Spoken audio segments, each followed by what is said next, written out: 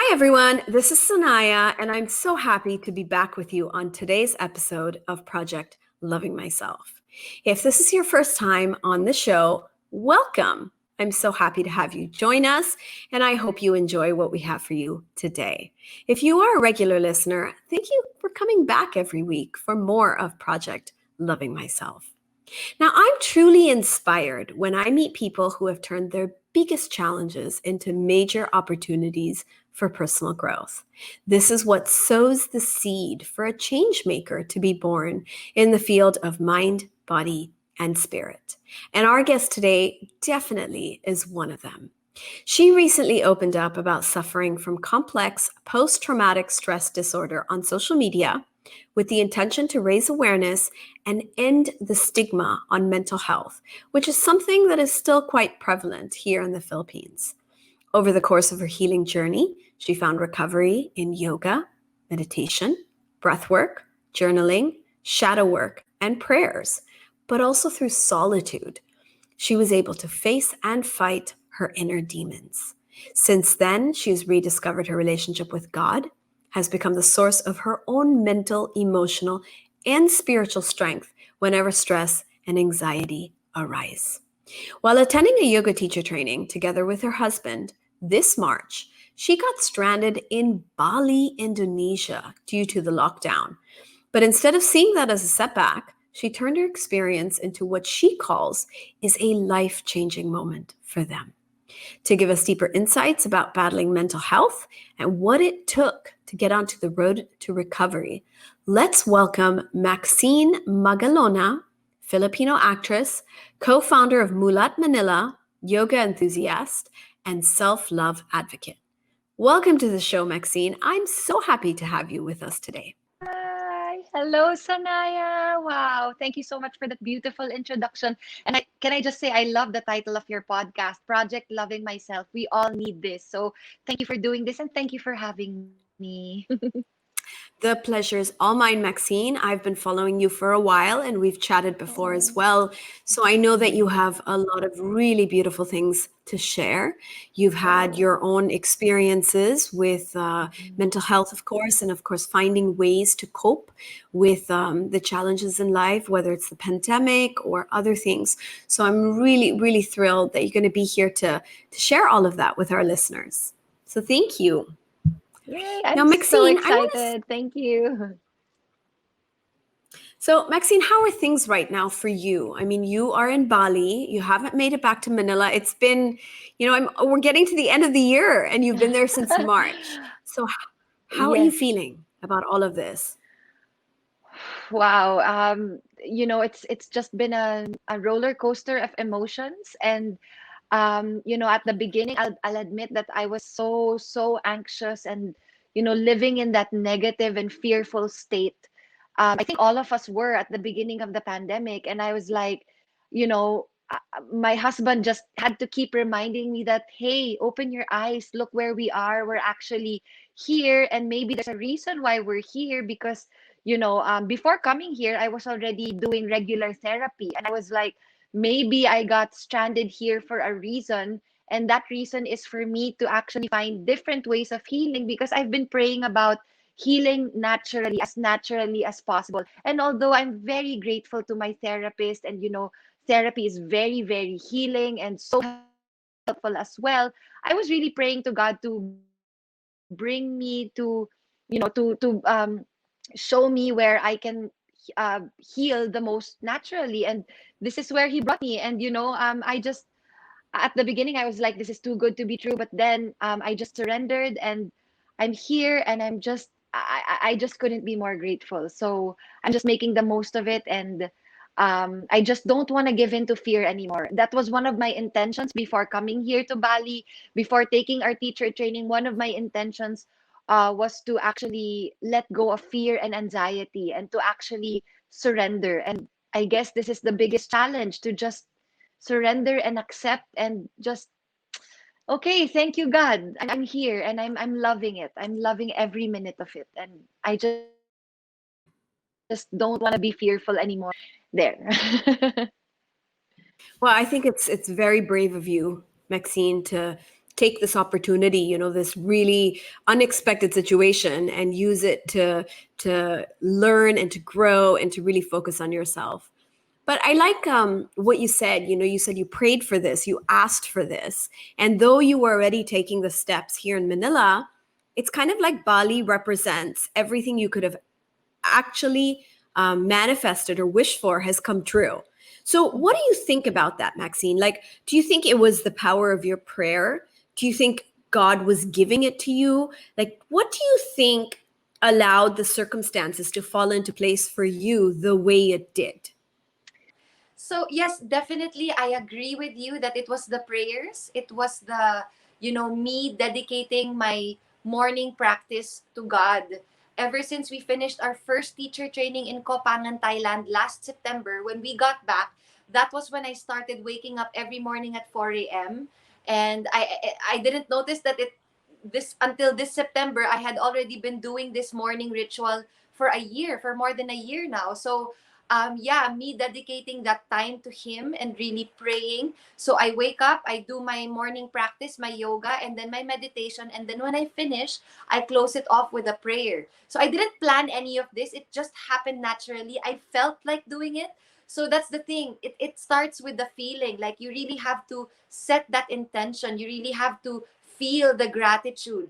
And I noticed that whenever I started this ritual every morning, that's when the universe started replying to me in a more positive manner. Because before, I noticed that I was always in such a negative state. I was always anxious, very fearful. I was always like looking for what's wrong, waiting for something wrong to happen. I was conditioned to be that way. And it's no one's fault. It was just really how my surroundings were. And it was just how I got used to. So when I started this morning practice of gratitude, journaling, praying and giving thanks, using my yoga practice as a way to give thanks to God, it really changed everything in my life. Like, I didn't know that praying was a form of manifestation. And yeah, every time I prayed, it was just me sending love to the universe. And I noticed that ever since I started this practice, the universe just started responding to me in a more positive way, and things started to fall into place. Things that I didn't notice before, I now notice. Like, even the smallest things, I'm so grateful for. And that's just it. If you're grateful, then life will just keep giving things to you that you don't even ask for, but it just appears out of nowhere. And I'm like, okay, and you just have to embrace. And yeah, so just praying and giving thanks, it really changed my life. Gratitude is just such a powerful tool that we can use every day, and it's just what's been helping me. And I think it's really what got me here to Bali. And I think, yes, I really believe God brought me here. And I just, every morning now, I pray, I give thanks, and I say, God, please guide me, guide my steps. Show me where I can be more of service. Show me what I can do to bring people more back home to you. And that's what I pray for every morning. So, there. So, Maxine, first of all, what you've related is just, it's so beautiful, like it makes me feel just so amazing to hear somebody else talk about, things that I've been through, and to be able to relate to that as well. But Maxine, what I want to ask you, and I think this is what's really going to help people, is there are a lot of people who start yoga, right? They start a yoga ritual, a practice. They start doing things like eating healthy or juicing, going vegan. There are people who pray, they go to church. They have their own ways of connecting to God or to the universe, right? And they're doing all these things. But just as you related, as soon as they're done with that practice or that ritual, then they are negative and they're unhappy and they're fighting, with other people, and their relationships are causing them stress. So it's kind of like, it's like they're switching in and out of that beautiful space, and then they come back to like life or reality, and it's just not as nice in that other space, in the outside world, in a way. So you being aware that at one point, you yourself noticed that what was going on in your sort of spiritual practice was very different from what was going on in your outside world. So what was it? Like, could you maybe identify what changed it? How did you go from that negative or unhappy space to suddenly being grateful, being in the state of love, thinking about the world around you, expressing your love to the universe, to God? So how did that shift happen? I really believe that it was the meditation. It was really like dedicating time to sit still, because yoga is still very in the body and in its body mind spirit connection, but the meditation, it's really like you connecting your energy to the vibration around you. And it's like it was the most healing for me, honestly. When I meditate, it's like I'm having a deep conversation with God. Because when I meditate, I meditate on my breath, I focus on my breath. And honestly, because of this meditation, it makes me think that listening to my breath is like listening to God, because He's the one who makes me breathe. So it's like making me aware of that.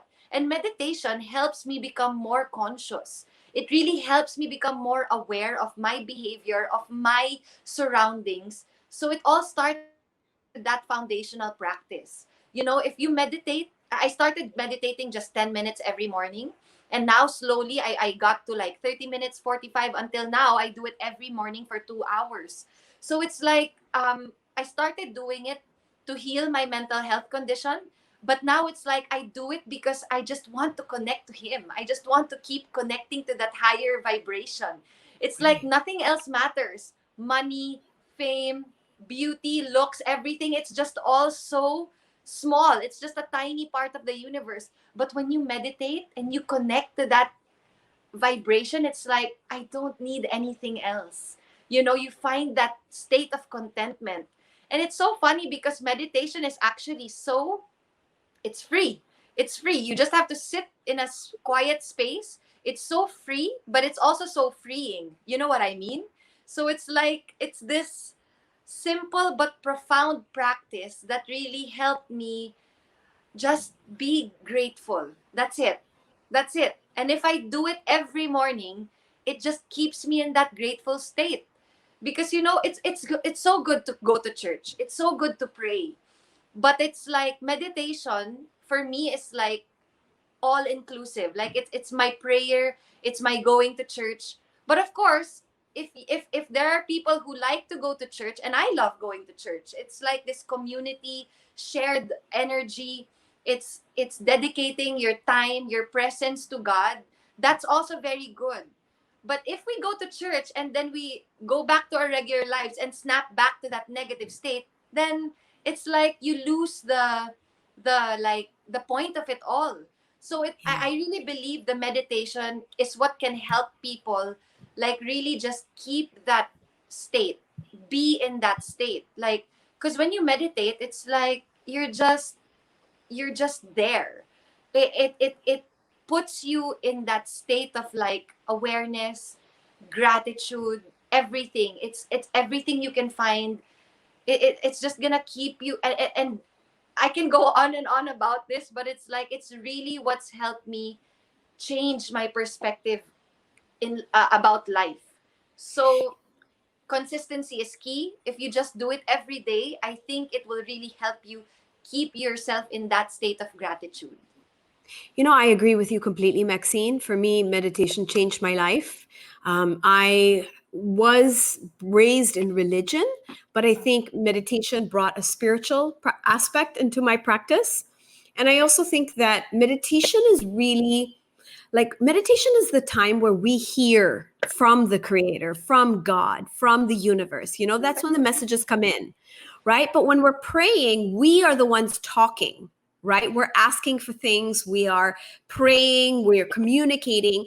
But I feel like meditation is when we get to listen. It's when we get to receive and accept, and it may be love, and it might be energy, and it might be gratitude and positivity, but that's when we get all of it. So I'm a big advocate of meditation. And I know, everything you talked about, that energy, that vibration of love, I can completely relate to that.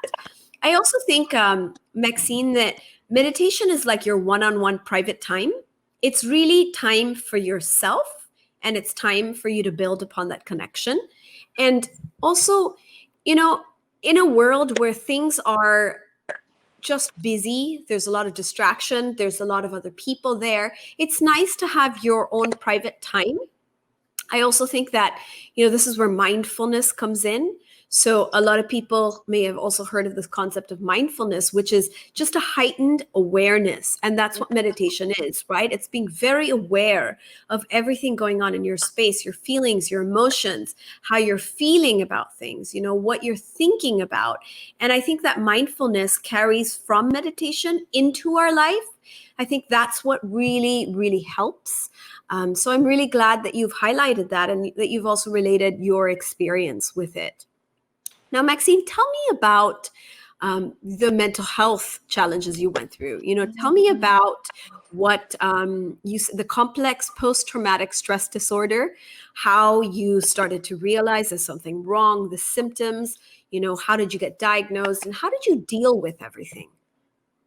Wow, yes. I'm so grateful for my mental health condition, to be honest, because it's really what brought me to this path. It's really what got me to become more mindful, because before I thought that when I would have an episode, um, yeah, I noticed that I would get triggered very easily. I would explode over such tiny reasons, and I really thought it was normal. I thought it was like a normal like reaction, like I would get angry because something triggered me, so I'm supposed to get angry, and I'm like, it's my right, I'm supposed to feel this emotion. But at the same time, it wasn't really doing me any good, because I would dispel so much of this negative energy, and it just made me become so disappointed in myself. So it became into this vicious cycle.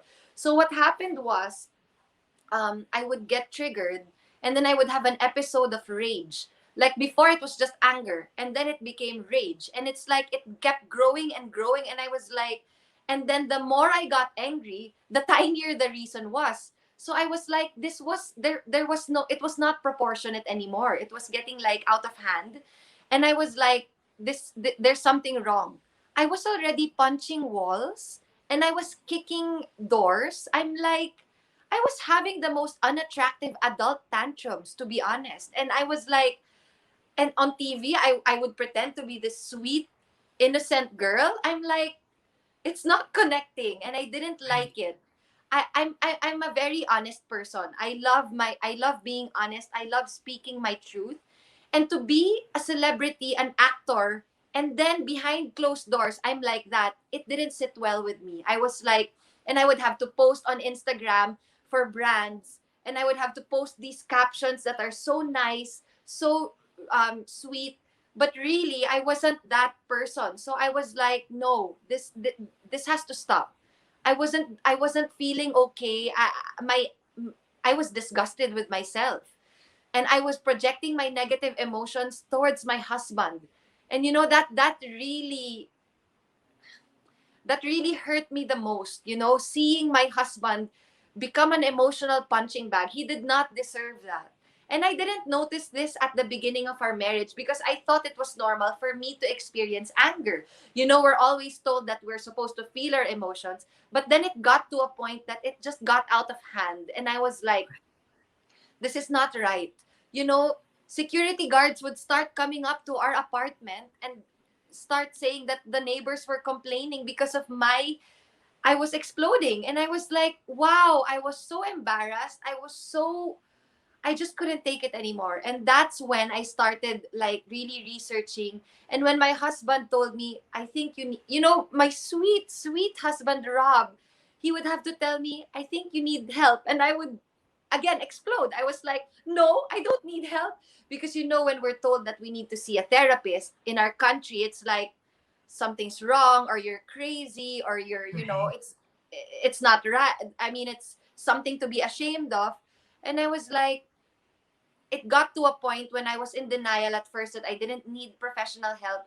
But when I was starting to uh, kick doors and like having these unattractive tantrums, I was like, I had to have an honest conversation with myself, and I had to like own my have accountability and be responsible for my own behavior. So that's when I started seeing a therapist. And you know what? It was the best thing that I could have ever done for myself. Because my therapist, she's an expert, so she knows.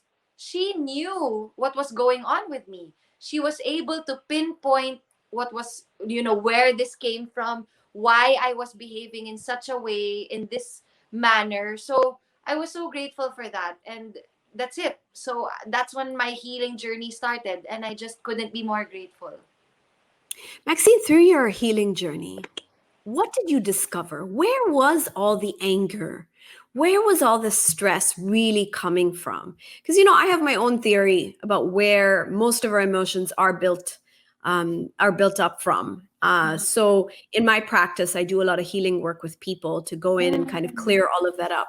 But in your experience, where did you have to do most of your work on? Was it your current life? Was it your own relationship with yourself? I mean, where was this all really coming from? Yeah. So my therapist said that my mental health condition, complex post traumatic stress disorder, it's really years of different kinds of trauma. And it's not really just a one time big time thing. Unlike PTSD is like when people go to war and then they go back to real life, they experience symptoms of PTSD because of the things that they experienced in war. But me, complex post traumatic stress disorder, it's usually like years of different kinds of trauma. And people ask me what my traumas were. And to be completely honest, I don't really like sharing details of the trauma because I feel that it's not important. Because, traumas are just stories, they're just labels. It doesn't really matter what the trauma was or what you actually went through. It's really just how you learn how to deal with it later on.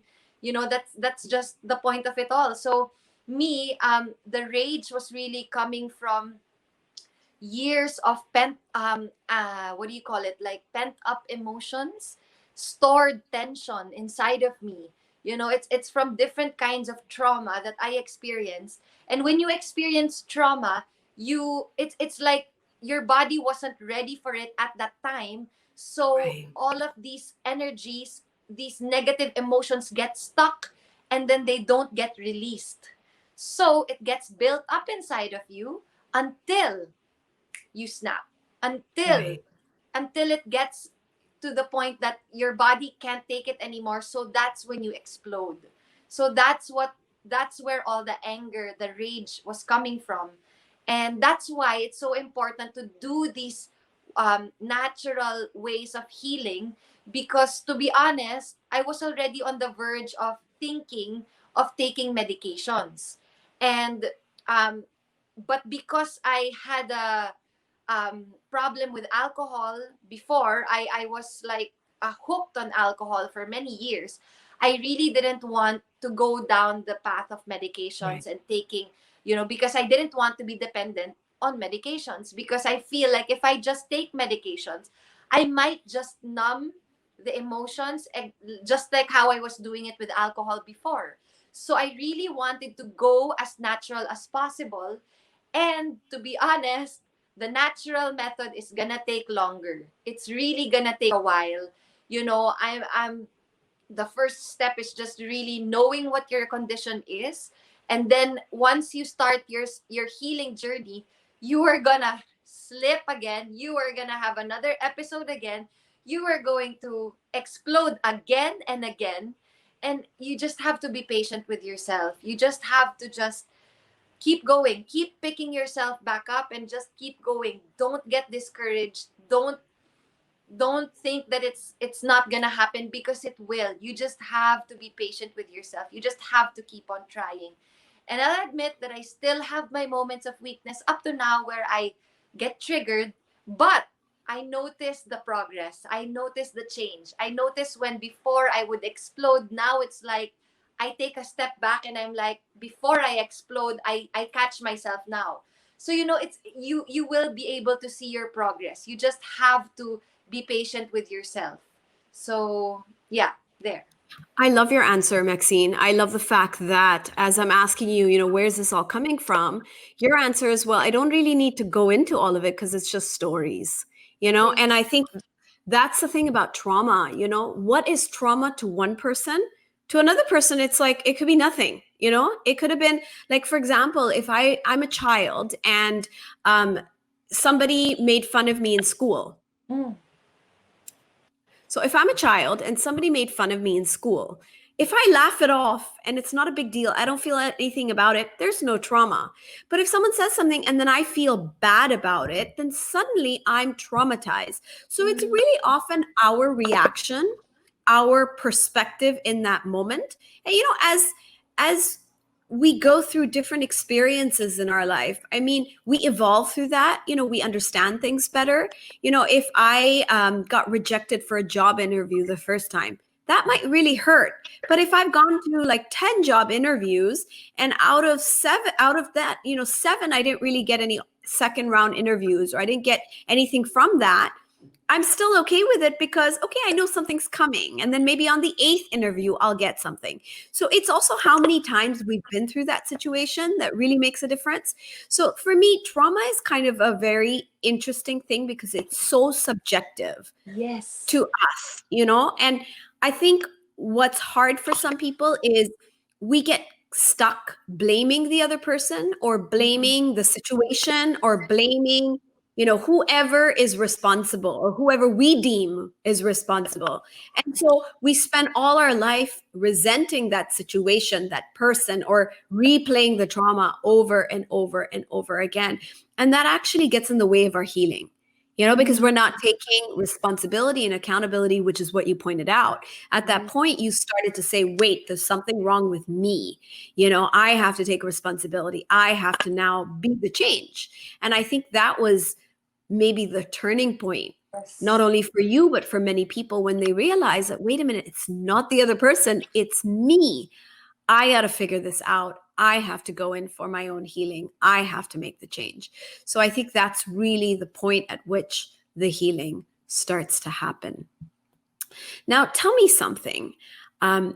What do you think, out of everything that you did, because you talked about natural healing, what do Mm. you think helped you the most? Do you Mm. think it was everything together, or can you isolate and say this one thing was the biggest impact on my healing? What would you say? Um, it's like choosing a favorite out of all the healing modalities. But really, they all really helped me in so many ways. But I would have to say yoga was the very first one that got me into like this path. So I have so much love and gratitude for the yoga, because it really was my gateway to be able to see this whole world of like different possibilities of healing, of natural methods of healing. So I have my husband Rob to thank for that. He was the one who invited me to practice yoga with him. The first time was back in 2017 when we were planning our wedding.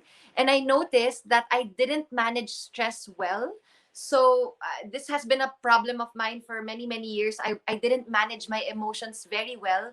So that's one symptom of complex post-traumatic stress disorder. Like, we have difficulty managing emotions. So when I was getting stressed because of the wedding planning, he started inviting me to yoga, and I didn't know that yoga was actually a great way to de-stress. I thought it was just an exercise. I thought it was just for stretching. But oh wow, it was such a beautiful experience. Like, I really felt this union with my mind, body, and spirit. I started connecting to myself more. So yoga was what really started me in this path. And then the meditation, I was telling you that it was really life changing for me. It was really what really helped me heal my the way I think. It was what helped me rewire my brain, my neurological pathways. It was what really helped me um, fix the way I think, because it's we get so conditioned to different thinking patterns that are very unhealthy. We replay all these like unhealthy thought patterns that we get used to it, and we think it's normal.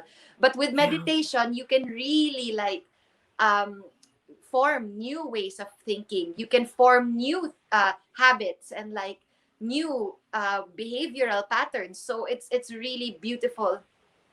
And going plant-based and vegan was what really really helped me also, because going plant-based and vegan was one of the most conscious things that I could have ever done for myself, because I noticed, because of my rage, that I was very cruel. I was already becoming a cruel person. And what I didn't like about it was I was projecting on social media that I was not that cruel person. So I was like, it didn't sit well with me. I felt this like uh, what do you call it, like squirm, cringing thing feeling inside of me, like Yeah.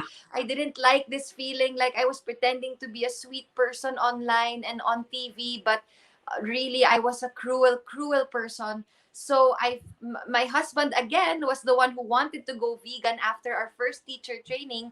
And at first I was like, maybe I'll go vegetarian. I can't give up the cheese and the eggs. And then when I started researching more about veganism, and my husband and I got to watch the Game Changers. I don't know if you watched that Yes. I documentary on saw Netflix. it. Yes, and I saw that, the way they produce cheese is also, it was also very, it's not nice the way they produce it. It's become this like business thing. And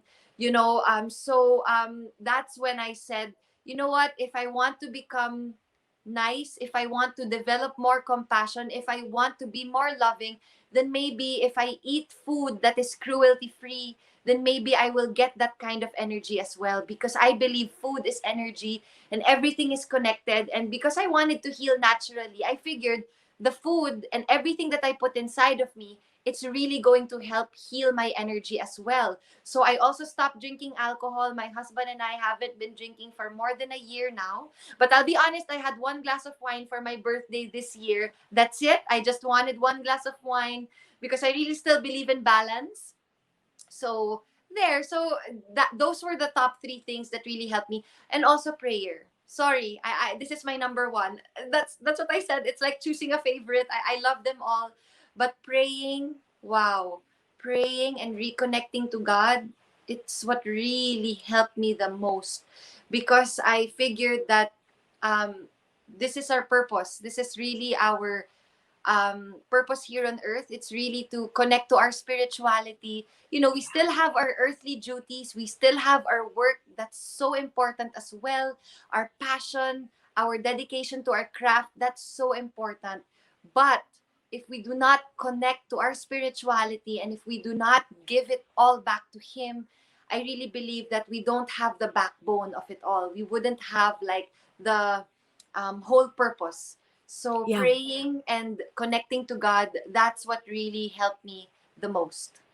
I think what you're also trying to say is like that's really a reason for being, Yes. that connection, that communication and sort of that energy of vibration of love that we want to be in. That's really our reason for being. I also love how you talked about it was like going from one thing to another, like yoga led you into meditation. Yeah. With meditation, you were already practicing prayer. And then from there, you wanted to go vegan. So it was kind of like a natural unfolding.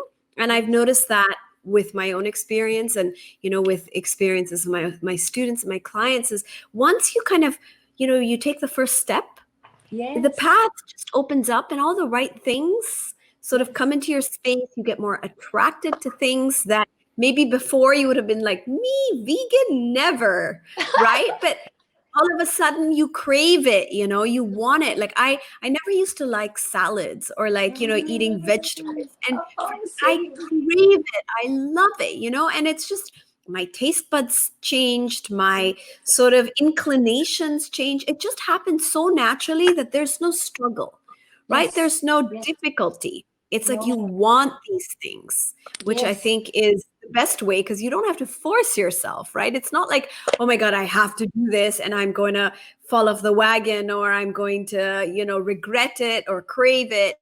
I think when you're doing it from your heart, then Yes. it's just, it really just comes, as you said, naturally. Yes. Now, another thing I wanted to comment on is you talked about how the personality that you were online or on social media and who you were truly was not aligned. And so, kind of the word that comes to mind for me is integrity. Like, you knew when you were no longer in integrity with yourself. And that was that squirming, squirmy, yucky, uncomfortable Yes. feeling. I think a lot of people go through that, Maxine. They have that public personality, or the way they present themselves to their friends or family or even their colleagues, but who they are at home may not be in integrity. And whenever that happens, there is a sense of sort of disconnection with ourselves. Maybe there's a sense of anxiousness that may come in, maybe depression. So I feel like a lot of the different mental health challenges that actually are quite widespread today has to do with the fact that we're not in alignment, right? We're not Yes. in integrity with who we want to be.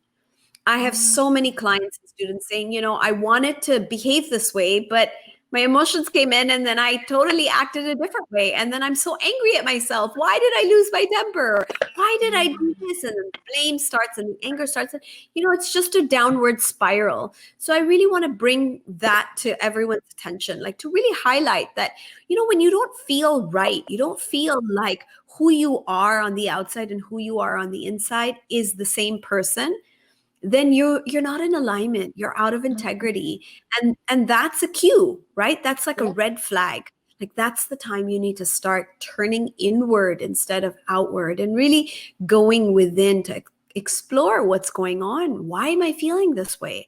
Why am I angry? Why are these thoughts coming in my mind? And so just asking questions, I think, will bring solutions and answers.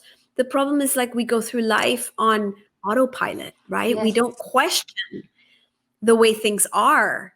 I remember before I got into healing, I thought my life is great. Like, I thought it's normal, and all the things that were wrong in my life, I was like, well, everybody has that, right? If I didn't have a great relationship with my parents, I mean, every kid, every teenager doesn't have a great relationship with their parents. So I remember thinking this is normal. And it's only when I got into like my meditation and spirituality and healing that I said, wait a minute, it doesn't have to be this way. Things can be way better. I mean, beyond what my mind can even conceive of, because I had no idea it could be this good. I had no idea relationships could be this amazing. And I'm sure you can relate to that, because your relationship with Rob has obviously transformed as you have gone through your own healing process. So tell me a little bit about that, Maxine. So how has your relationship with Rob changed over the course of your own sort of self-love and healing journey? Tell me about that. Wow, I'm getting goosebumps because just I'm just so grateful for our relationship, for our partnership.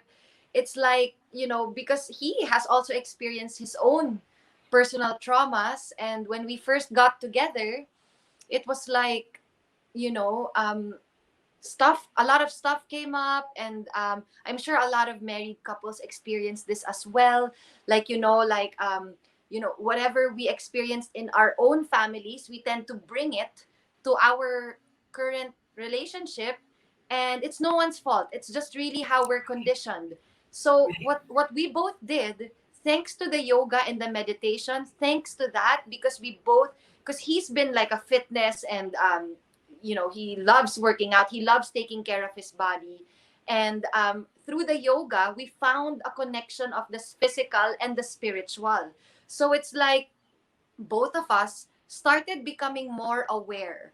We both, also because of my mental health condition, he was also becoming aware of how he was towards me and how he was towards other people. Like, it all just kind of sort of fell into place because we were both started to become more conscious and more aware of our own actions. Because that's the thing, that's what you said, like we just have to be in alignment with ourselves. Now, because we are so conditioned to our external world, we are so used to taking care of our work, our achievements, taking care of our looks. We don't really take care of what's happening inside of us. So, because of the yoga, my husband and I started taking care of what's going on underneath the surface. And we started applying that to our relationship. So we became, both of us individually became conscious people, and we started applying it to our marriage. So it all just, that's the thing, it all happened naturally. We were considering actually going into couples counseling, couples therapy, which is also very good. Some people, they really need that. And us, it's like we just became each other's conscious partner. We would call each other out in a healthy way, we would communicate, we would hold space for each other, and it just became this beautiful, like space, and for each, for one another. And no judgment, no like pointing fingers, no keeping a list of you did this to me, I did that to you, because we were like that before. Now it's like we understand that we are human, and when we get triggered, it's just our reaction, it's just our human reaction. And when we get triggered, we just hold space for one another. We when one person is getting angry, the other person just takes a step back and allows that person to feel that emotion. And then later on, we're like back to, because that's how it is in marriage. It's like we fight over the smallest reasons, and then we're back to being lovey-dovey, and then we forget why we even fought in the first place. So it's just really about holding space for each other. So I'm so grateful that both of us practiced yoga together, because it's really the best way to bond. Honestly, up to now, we still do it every day. We each have our morning practice. We do it individually. I do my own, and he does his own. And then later on in the day, we practice yoga together, and then we do whatever together. It's like it was just this beautiful, natural unfolding of this beautiful union coming together. We got married, and then so many things happened that tried to tear us apart, but we just found our way back to each other. And I honestly believe that we were together in many lifetimes before.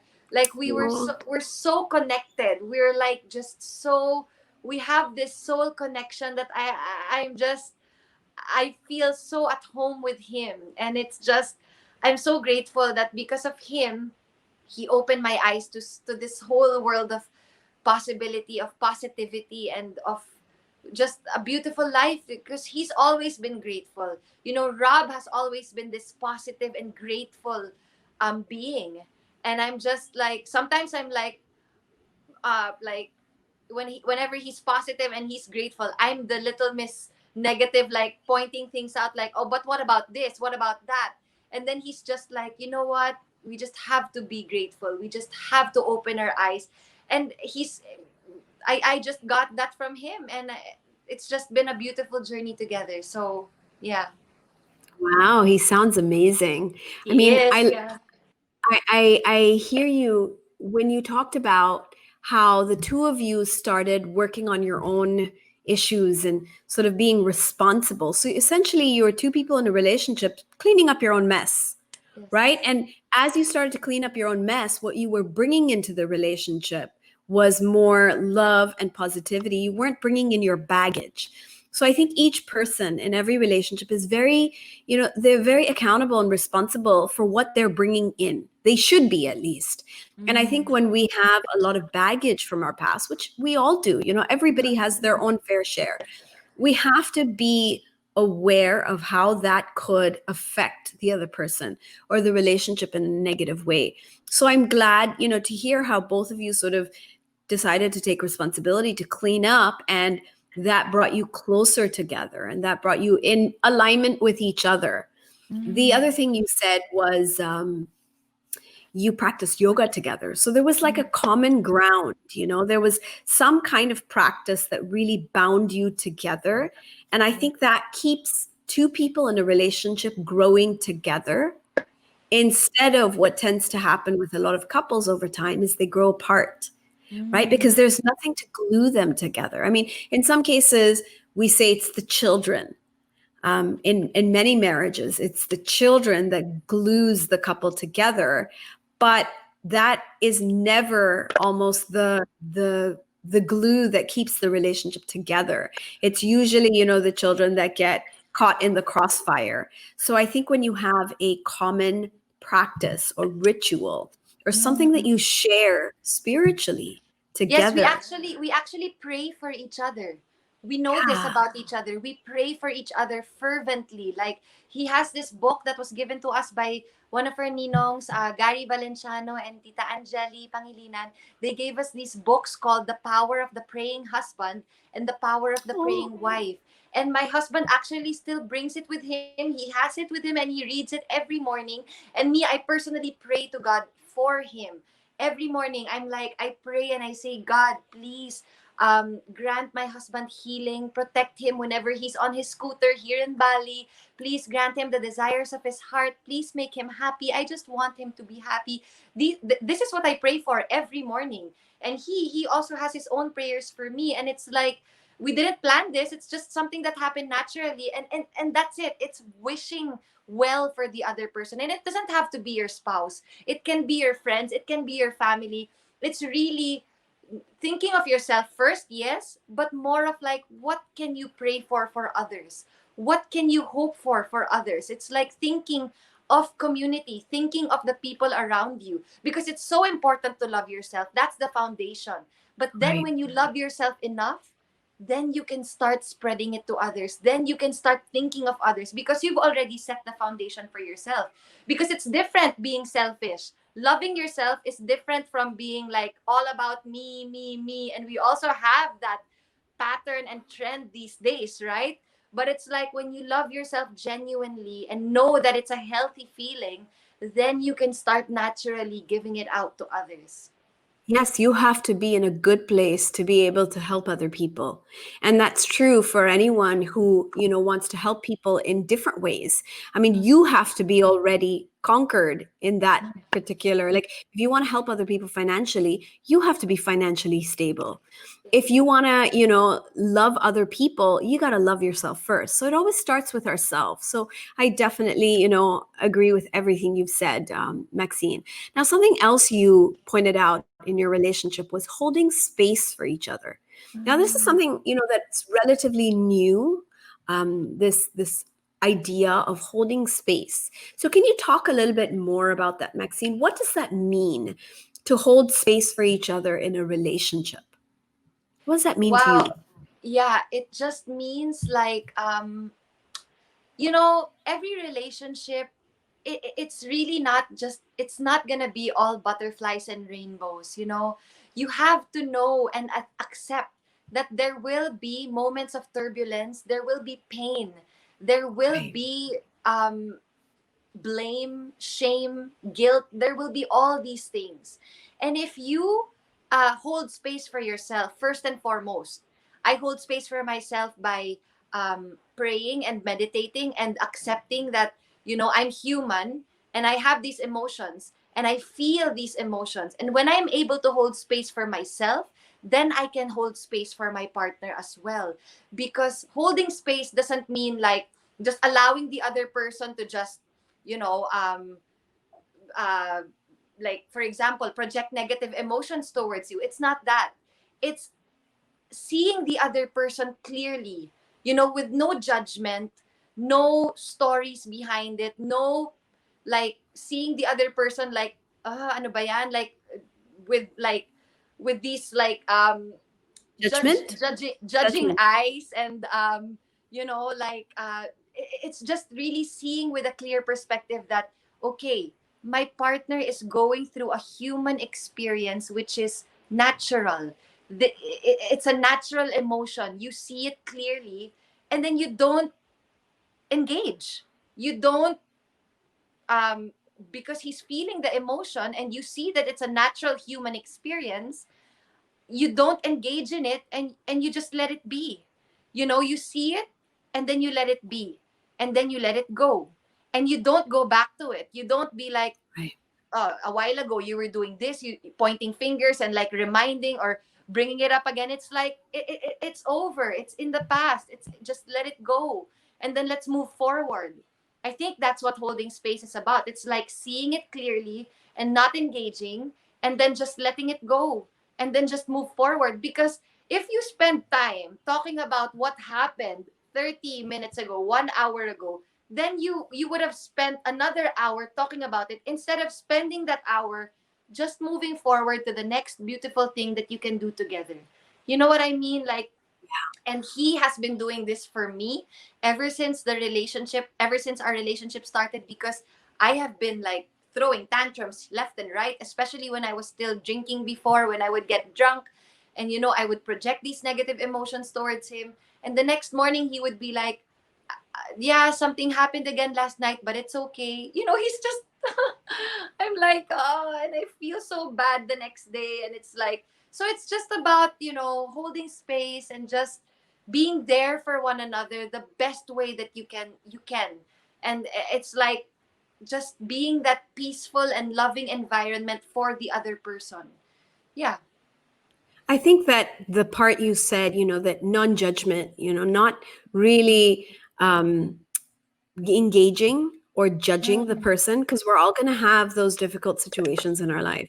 We're all going to have those trigger points. And sometimes we will need that space to just experience it, to feel it, and then to let it go, like you said. So I definitely think in a marriage, if we can get to a point where we just allow our partners the space to go through what they need to, and just be their support system, like Rob has been for you, and yes. how you are with him, for him today. I do think that that makes the marriage stronger and stronger. What are some other things, Maxine, that you have learned in the course of your marriage? Like, what are the things that you feel now are so important for the two of you to have this relationship that is strong and that is honest and supportive of each other? What are the things that you think, our listeners, or anything that you feel really worked for you? Wow. Yeah, it's just really about being conscious, just being aware, and knowing that you are with this person for a reason. There is a reason behind all of this. God, if you put your faith in God and know that He brought you together for a purpose, like there's something there, then you will begin to understand that this relationship is actually so good for you. Instead of looking at the wrong things, instead of looking at faults, finding faults, and like creating more tension, it's just really about being grateful for that other person. Just really looking at that person and saying to yourself, wow, I'm so blessed, I'm so fortunate to be with this person like this, and seeing that person clearly. You have to see that that other person is just the same as you. You guys share the same consciousness, you guys share the same kind of spirit that came from God. If you can see that, yes, you have your differences, and you also have different strengths. If you see that and respect that, then it will be a beautiful partnership. Things will just start to flourish.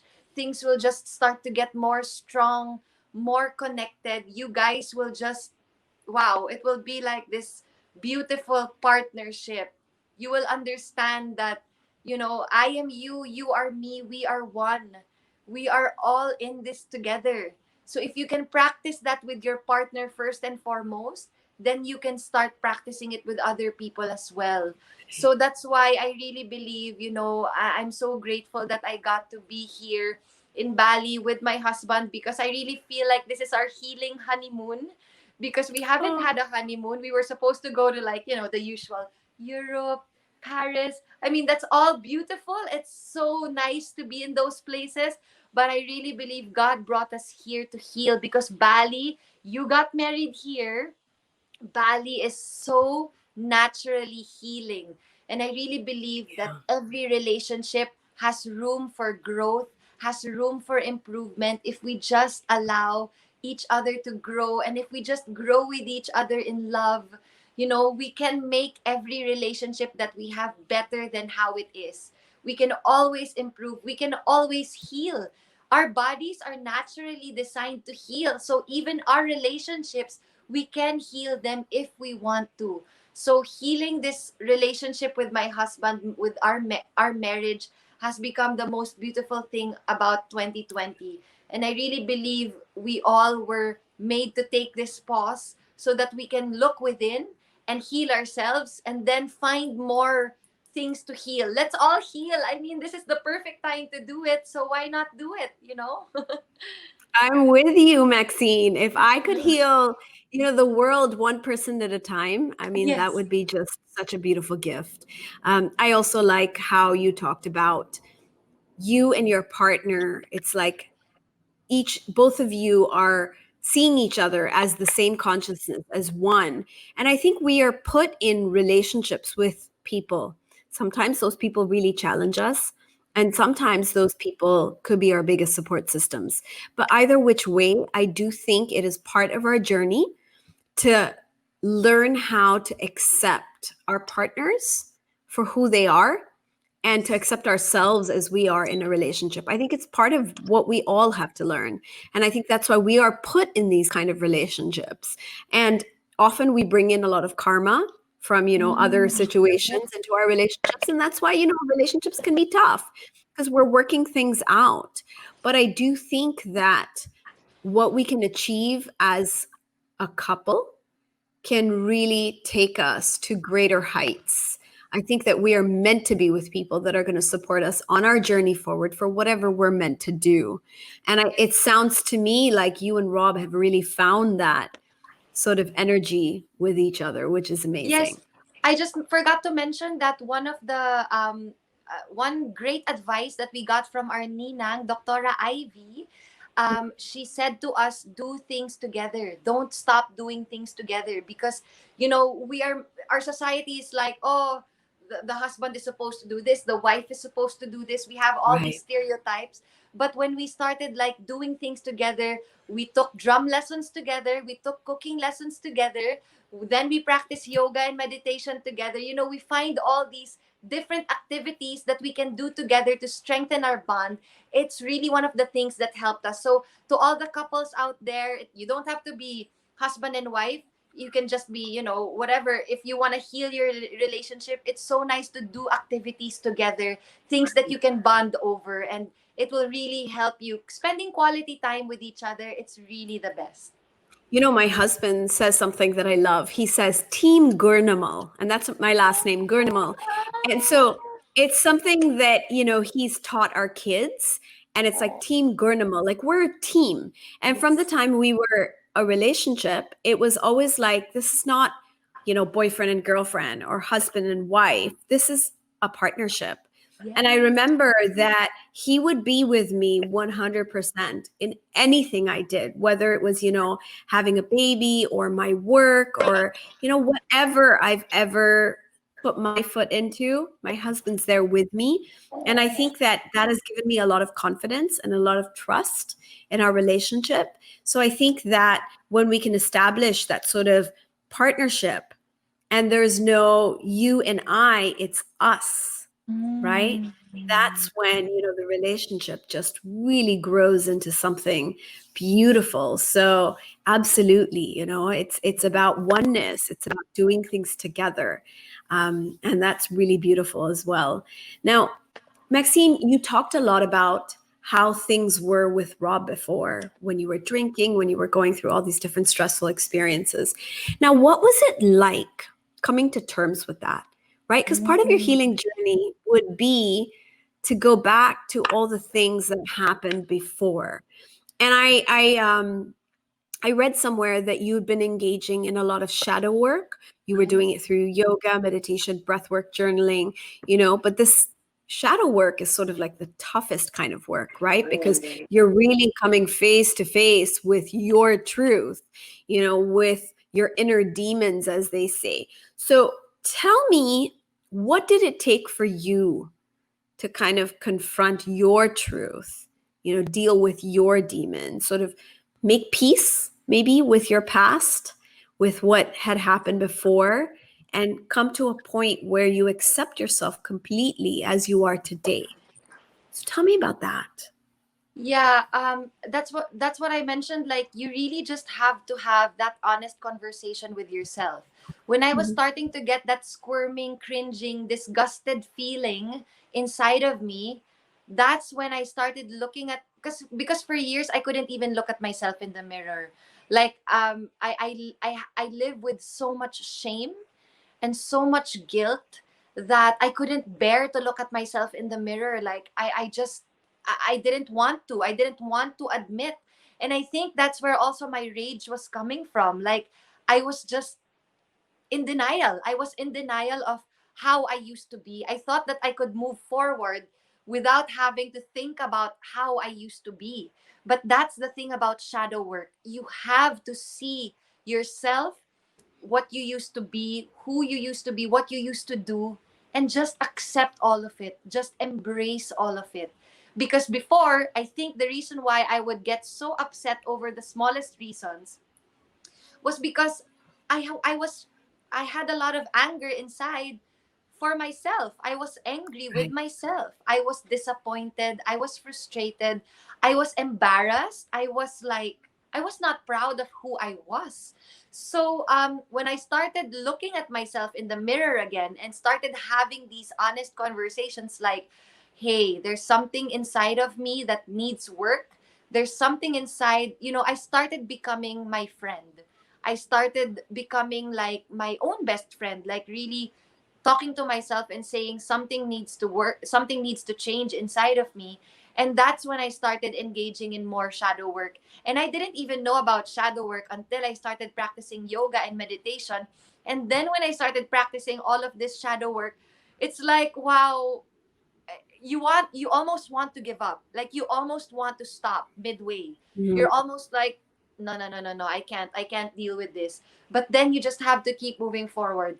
Shadow work will bring up a lot of things from your past that you don't want to see, that you wouldn't Yeah. want to see. It will bring up a lot of stuff, a lot of like stored memory that you have um shrugged under the rug, that you have forgotten, and like, I don't want to deal with this. And then when it comes up, you're like, okay, it's now or never. You just have to face it. You just have to accept it.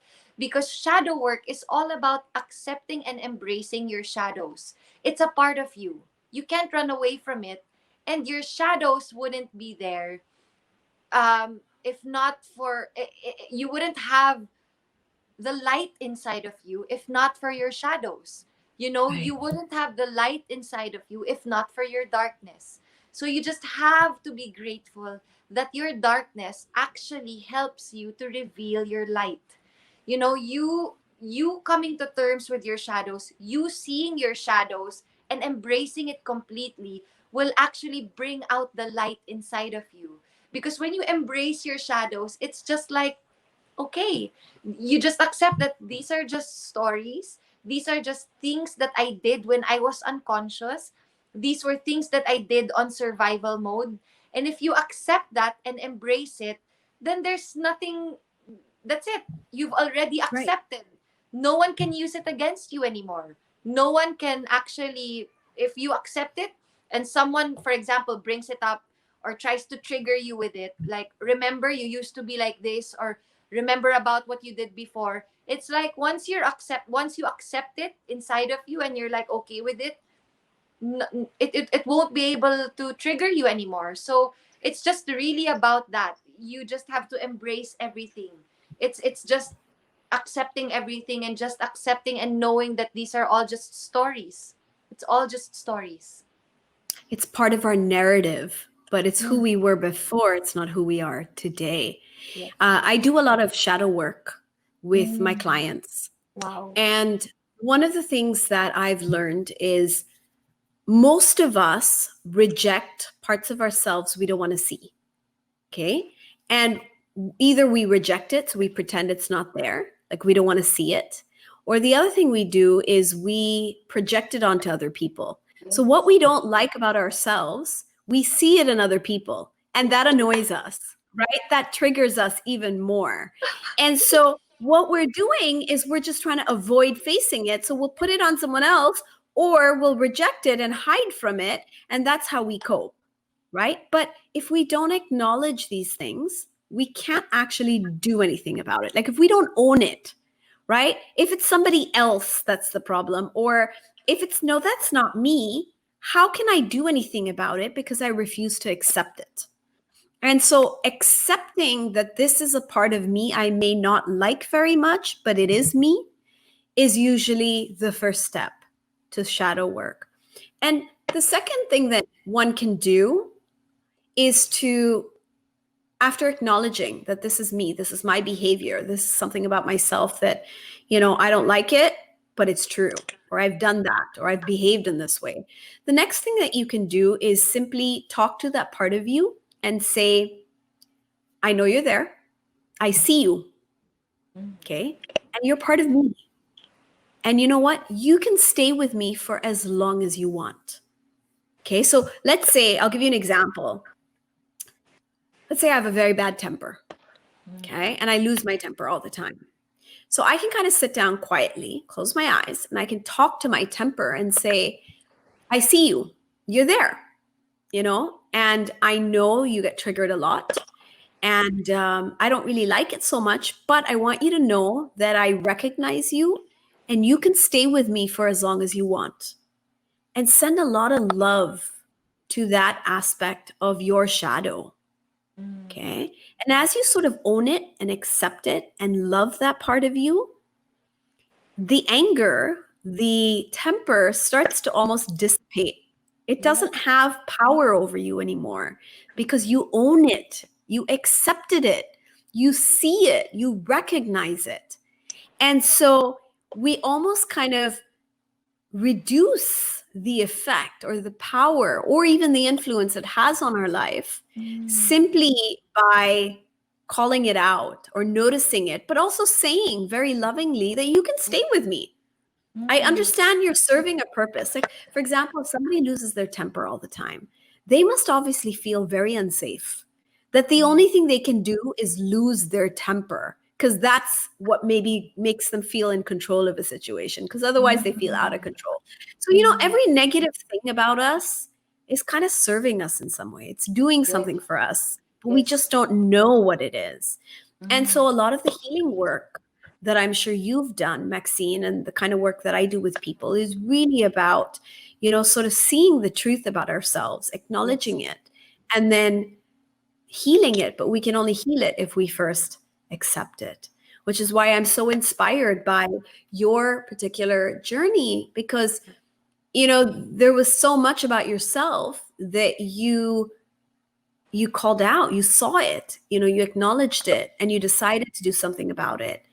And I think that example is what people should see, is that you can do it too. You can take whatever in your life you don't like, or is not working for you, or is hurting the people you love, and you can change it.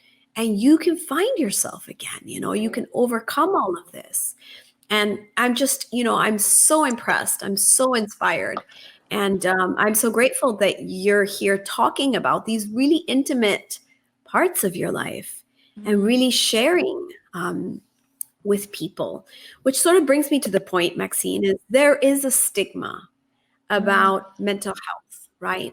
There is this kind of, like, we always want to put our best face forward on social media or to other people. And so, the world tends to judge, and we may not feel safe or secure in, bearing our soul to others. What is your advice for people who might be struggling with the same thing? What is your advice for people who might be dealing with mental health, but they're afraid to ask for help, or they're embarrassed by Mm. it, right? What would you say to them? I was once in their shoes because actually, whenever I would go to the medical city before for my therapy sessions, I would have to wear a hoodie and a baseball cap to hide myself because, the thing about it in our country is that whenever you go see a therapist, you're crazy, you're mentally unstable, you're insane. So it's like, and then I started feeling um when I started like really connecting more to myself and connecting the dots thanks to my therapist, I started thinking I shouldn't have to hide. I shouldn't have to pretend that I'm not seeing a therapist because I really believe that mental health should be seen as regularly and as normally as physical health. And actually, I also believe that mental health is so much more important than our physical health. I mean, it's Hmm. important to take care of our physical bodies. It's important to take our medicines, our vitamins, to do our physical exercise. But if we don't take care of our minds, if we don't take care of our, the way we think or the way we use our minds, then all of this will have no, there will be no point to how Yeah. we live our lives. So this is something that they don't really teach us in school. They don't really talk about meditation or like how to think or like what to think or like how to use our minds in a healthy way. It's not something that we're taught in school. So we experience trauma, we experience different kinds of pain that we carry with us. And unfortunately, it changes the way we think and affects the way we think and also gets us into this overthinking, negative thinking kind of situation that we carry with us all the way to adulthood, and then we project it to others, and then it carries over to all aspects of our lives because it everything starts in the mind. Everything, Yeah. our mindset is really so important. So I really believe that to all the people out there who are struggling with mental health issues, please do not be ashamed because mental health is so important. And yes, it's a sensitive issue, but if more of us come out, if more of us start talking about it in a regular and normal way, then there wouldn't be a stigma around it anymore. If we just talk about it not as casually, but really with beautiful intention, with the feeling of like, we want to help ourselves. If we come out and say that we are proud of ourselves because we actually want to help ourselves and we Yeah. want to heal our mental um, um, situation, then more people will start to also help themselves. So, this is how we help others, by helping ourselves first. So, if we can help ourselves and if we come out and talk to people and if we can hold space for others and be like, hey, do you have something to ask me about mental health? I'm all ears. If we can be that person to other people, then we can all help each other out and we can make this world a better place. Agreed. Wow. So true. If we help ourselves, we can help other people. I think Yes. that is really, really important. Now, Maxine, we are at the end of the show. So I Mm. want to ask you, what is your Project Loving Myself mantra for our Oh, listeners? What is okay. that one liner or that maybe that self love point that you have picked up, what you have learned about self love that you can impart with others out there? What would you say? Wow, my self-love mantra. Wow. I think it would really have to be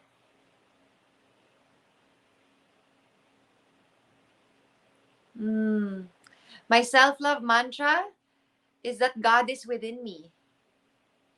Because Yeah. that's what really helped me grow in love, by knowing and feeling God within my spirit. God is within me, and I feel that when I started feeling that inside of me, that's when I started to love myself more. because we grow up in a society where we are made to believe that God is this be fearful. I mean, we are supposed to be fearful of God, and we are Right. supposed to be scared and like um what do you call this, like bow down to him. He's this bigger, like, being outside of us. But really, I believe that if we all see that spirit within us, that we all come from him, our spirit comes from him, and that God is inside all of us, each and every one of us, then we can treat ourselves more with respect, then we can love ourselves more, and we can connect to God more. If we know that Yes. he is the one that is making us breathe, he is the one that is making us move, and he gave us this spirit, this spark inside of us. If we understand that completely, then we can move from a place of love. And God is love. So that's why he is inside each and every one of us. And that's why I really believe um, that's what made me love myself even more. So God is within me. Wow, that is actually really powerful, Maxine, because how can you not love yourself Yeah. when you know that God is within you? How can Yes. you not? Yes, You know, exactly. how can you have anything but love for yourself? Mm. Wow, that is just such a, I would say, a very high note to end this particular episode. Thank Maxine, it you. was really an amazing, wonderful conversation with you. I think you really have brought a lot of beautiful things to the podcast, to our listeners out there. I speak for all of them. I, again, am very grateful for your energy. And I just want to say, Mm. Maxine, as I'm recording this with you, I can see your aura. And I Oh, know you've just come out of the Vipassana retreat where yes. you did not speak for more than 10 days. Your aura is just glowing. Like it is just like radiating and emanating out of you. And it is beautiful. So thank you, for sharing that beautiful energy with all of us. Now, before we go, Maxine, would you like to share your details with our listeners who might want to follow you and get in touch? Also, I know you've started something new, Yeah. Mulat Manila, if you would like to say a few Yes. words about that as well. Go ahead. Yes, thank you so much, Sanaya, for having me. I really enjoyed this project, Loving Myself. Thank you so much for doing this podcast. More people need to hear about these kinds of things. So thank you so much. And yes, if they want to follow me on Instagram, my Instagram is Maxene Magalona. And please follow my husband as well, Rob Manankil. I love all his posts. He's been such an inspirational, beautiful being as well online. Both of us have decided to use our social media to actually spread more good vibes, more positive vibrations, and to really share what we've been learning during these past 8 months about consciousness, about awareness, about, healing from the inside out. So please follow us on our Instagram, Robman and Kill and Maxine Magalona. And if you want to follow our yoga accounts as well, Robma Yoga and Yo Girl Maxine. That's our Instagram account for our yoga page. And we also have our joint yoga online space where we offer yoga and meditation classes. So you can just follow us on Instagram, mulat_Manila. And we created this space so that more people can join us in our healing journey. For those who want to know more about yoga and meditation, my husband gives the most incredible classes. Like, he is so inspirational. His energy is so vibrant and so inspiring. So please send us an email at mulatmanila@gmail.com if you want to try our yoga classes, or even send us a direct message at mulat_Manila on Instagram. My husband gives weekly classes. He also does private classes. So please join us for yoga and meditation, and let's all make this world a better place. So thank you so much, Sanaya. Thank you for having me. I really enjoyed. Thank you. All right. That was great. Thank you, Yay! Maxine. It was Thank really a great you. episode. Thank you so much. And sorry for being so talkative. I just came No, out of a you, 10-day silent retreat. oh my God, talk as much as you want. That's what we want on the podcast, right? So Thank you so thank you, my much. dear. Thank I you.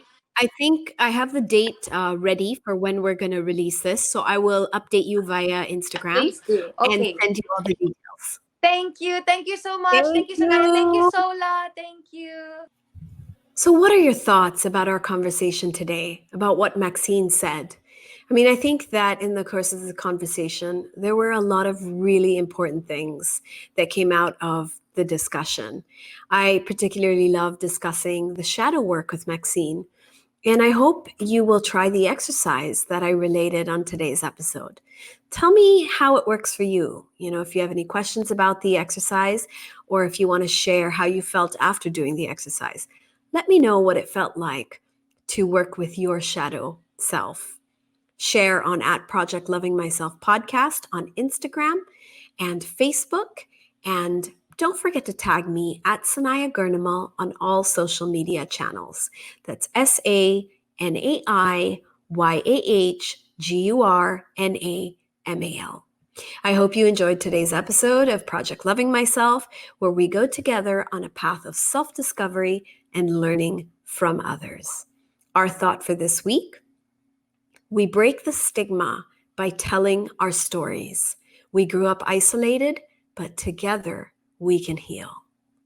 This is a quote by Colleen Perry, and I think it's very fitting for what Maxine shared with us today. Thank you for spending time with me today on this episode of Wellbeing and Healing. Keep reminding yourself that you are loved. This is Sanaya on the Project Loving Myself podcast, powered by Podcast Network Asia and Podmetrics. See you soon.